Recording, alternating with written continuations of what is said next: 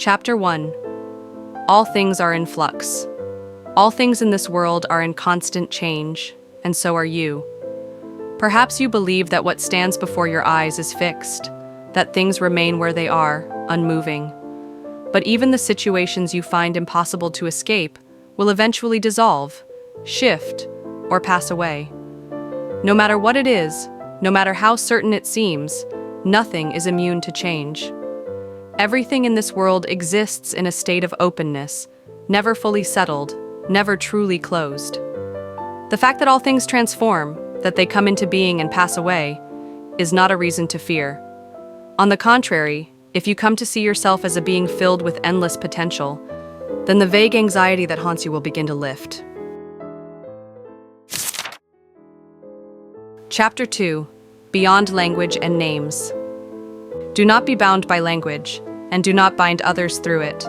You may believe that the connection between names and the things they signify is firm and unchanging, that a dog is called a dog, and that this is obvious, that your name refers to who you are, and that this too is self-evident. But meanings are born here and vanish there. Language is never fixed. It is always in flux, always open. If we tether ourselves to words, if we try to define the world only through names, we lose touch with its living truth. What if the thing you fear most is merely the name you gave it? What if your anxiety comes not from the world itself, but from the concepts you created to explain it? Once you realize this, you will begin to be free from the vague unease that follows you. The more you cling to what seems solid, the more unsettled you become. The world and its language are inherently unstable. To treat them as fixed truths is to mistake shadows for substance. If you wish to live, you must return to the source and entrust yourself to the instability itself. Your strength lies not in resistance, but in surrender to the flow that has always carried you. Chapter 3. The Fear We Name. Are you afraid of something right now? Perhaps what you fear is not the thing itself, but the name you've given it. Perhaps you're only afraid of the label you've attached to it. When you understand this, the vague, nameless anxiety that follows you will begin to lose its grip. The more you try to hold on to what feels certain, the more unsettled you become. You must not mistake this unstable world and its unstable language for something fixed and solid. When you believe too deeply in what feels unchanging, you lose the strength to live. To live is to return to the source, to entrust yourself to the very instability you once tried so hard to resist. It is the desire to cling to the fixed, the desperate reach for certainty that gives rise to fear. Yet the strength to live was already given to you, in your ability to let go and move with the change. Chapter 4. There is no good or bad. In this world, there is no inherent good or evil. Things simply are. There is no beauty or ugliness, no virtue or wickedness. These judgments arise only when we begin to divide the world, when we call one thing beautiful, and so another becomes ugly, when we praise one as good, and so another becomes evil. These distinctions are created by the mind, not by the world. Being and non-being depend on one another. Hardship and ease are only known by contrast. Long and short define each other. High and low arise together. Do not divide the world with language. Do not split the world with names. Let go of your need to categorize and follow the original nature of things. Chapter 5. Leading by not leading. The sage does nothing, and yet all is governed. They speak nothing, and yet all are guided. Human beings live in a world that cannot be divided by names. To cling to names is to wound yourself unknowingly. Just live. Heaven and earth endure because they do not cling to themselves. They continue because they simply are. Likewise, if a person lives without force, without imposing the self, they too will endure. Chapter 6. The Way of Heaven and Earth. Heaven and earth are eternal. They last because they do not live for themselves. They have no selfish will. They simply are. And so, they endure. In the same way, a person who lives without forcing, who does not obsess over control or permanence, will also last long. The wise walk the same path as heaven and earth. They do not strive to be eternal, and so they become so. Chapter 7. Be like water. The highest virtue is like water. Water benefits all things without seeking to compete. It flows to places that others avoid, the low, the humble, and so it is near to the way. Dwell where others find no pride. Keep your mind calm and still. In relationships, be sincere. In speech, be trustworthy. In governing, bring peace. In work, give your full ability. In movement, follow the right moment. Because water does not contend, it is never at fault. Chapter 8. Withdraw. After the work is done, once your task is complete, step back. This is the way of heaven. To possess and then crave more is worse than not possessing at all. If you sharpen a blade too much, its edge will soon dull. If you fill a vessel to overflowing, it will spill and be lost. To hoard gold and jewels in your home, can you truly keep them forever? Success brings its own danger. Arrogance invites misfortune. Therefore, the one who understands the way steps back after achievement and lets things return to stillness. Chapter 9. The usefulness of emptiness. What is useful is often what is not there. Look at a wheel.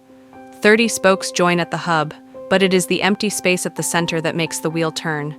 A clay pot is shaped from solid, but it is the empty space inside that holds what we use.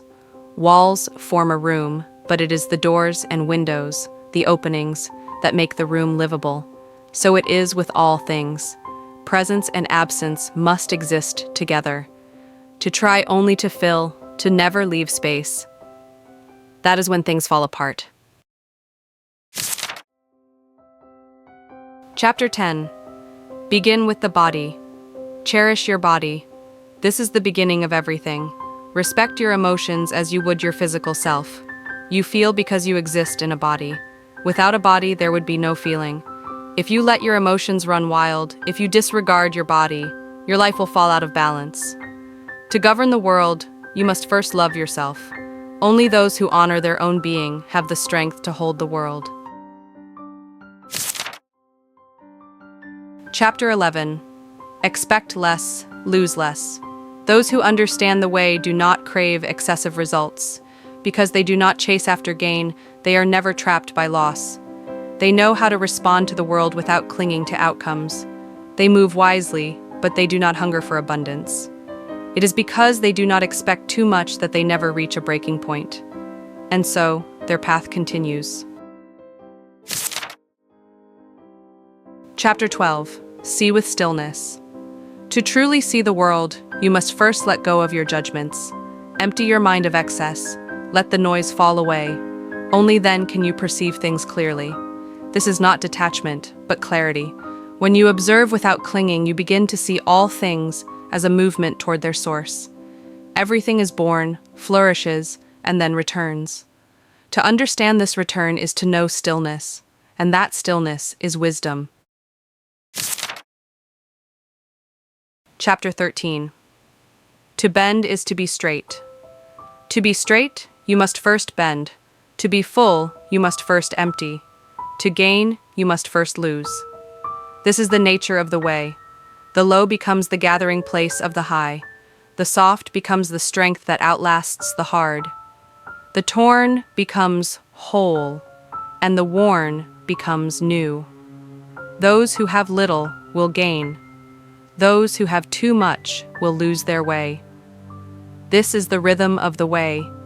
Subtle, paradoxical, true. Chapter 14. The trouble with forcing. You cannot stand long on tiptoe. You cannot walk far with overextended steps. Those who try too hard to shine are not truly seen. Those who strain to be right often miss the truth. The boastful are not respected. The arrogant do not rise. In the eyes of the way, these efforts are excessive, unnecessary. A feast after you are full. Those who understand the way do not act like this. Chapter 15. Power that does not boast. The true master does not flaunt power. Those who understand the way do not threaten with force. Where armies are stationed, thorns grow. Where great battles are fought, famine follows. The wise achieve their goal, and then stop. They do not boast, do not dominate, do not seek glory. To kill without necessity, to show strength for its own sake. These bring ruin, not order. Those who follow the way never wield power carelessly. Chapter 16. Humility is the root of honor. Even a worthless stone can shine in its own way. What is noble rests upon what is low. What is exalted is grounded in what is humble. This is why kings and sages called themselves alone, deficient, and unworthy. They honored humility as the root of greatness. Do not seek to be a gleaming jewel. Be the unnoticed stone, quiet, solid, real. Chapter 17. The honor of knowing when to stop. The highest honor is having nothing left to prove. Craving too much brings harm. Not knowing satisfaction leads to endless error. There is no greater fault than greed. There is no deeper mistake than never feeling full. To know when to stop that is true contentment, and true contentment is never lacking. Chapter 18. Begin as you finish. Do things as if just beginning. That is how they are brought to completion. What is stable is easy to maintain. What is unseen is easy to guide. What is fragile is easy to break. What is faint is easy to lose. A mighty tree begins as a tiny sprout. A tower, 9 stories tall, starts with a handful of earth. A journey of 1,000 miles begins beneath your feet. Handle things before they grow large. Quiet them before they grow loud. What is almost done is where most people fail. Be as careful at the end as at the beginning. That is how you avoid failure. Chapter 19. Letting go prevents loss. Those who try too hard to succeed often fail. Those who cling too tightly often lose what they hold. The sage does not force growth, so they do not fail. They do not cling, so they do not lose. Most people fail just as they are about to succeed. That is why we say, be as careful at the end as at the beginning. Only then will nothing be lost. Chapter 20. I have 3 treasures. I have 3 treasures, which I hold and protect. The first is compassion. The second is simplicity. The third is not putting myself ahead of others. With compassion, I can be brave. With simplicity, I can be generous. With humility, I can lead. But to abandon these and choose courage without compassion, generosity without restraint, or ambition without humility, that is the path to ruin. These 3 treasures are the root of true power. Chapter 21. Power through not contending. The best general does not flaunt his strength. The strongest warrior does not show anger. The one who truly wins does so without fighting. Those who lead others well do so by lowering themselves. This is called the virtue of not contending. It is the method of leading people. It is the way that aligns with nature. This is the mark of the most excellent among us, as it has always been. Chapter 22. Softness is the side of life. That which is soft and yielding belongs to life. That which is hard and rigid belongs to death. When alive, the body is flexible and gentle. In death, it stiffens and becomes unbending. The same is true for all things. Plants, animals, people. What lives is soft. What dies is hard. So the truly strong are not those who appear solid, but those who remain gentle. Chapter 23. To master yourself is the highest strength. To know others is intelligence. To know yourself is wisdom. To conquer others takes force. To conquer yourself takes true power. One who is content is truly rich. One with a resolute will can accomplish anything. But one who holds to their true nature until the end never loses their way. Such a person does not fade with time. They live on, not just in memory, but in the quiet truth they embodied.